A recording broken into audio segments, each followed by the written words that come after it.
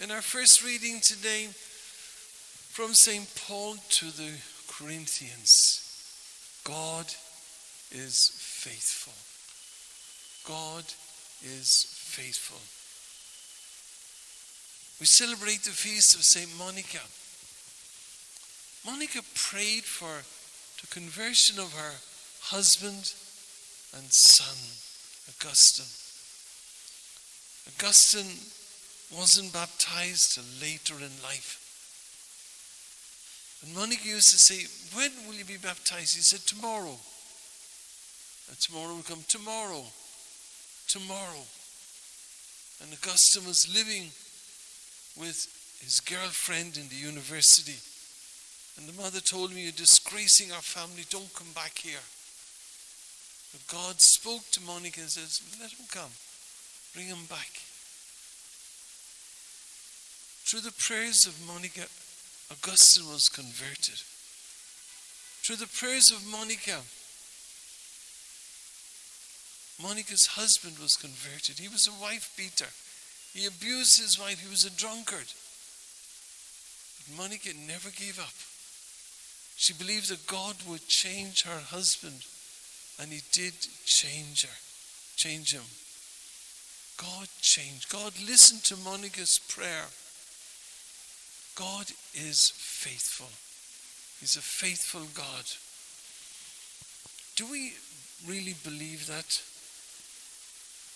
When I was on my hospital bed, when I was seriously sick recently, I read Psalm 41.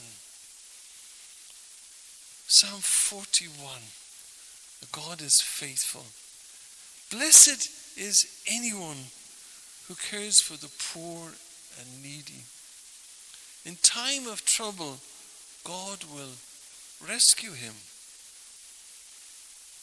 God protects him, gives him life and happiness on earth.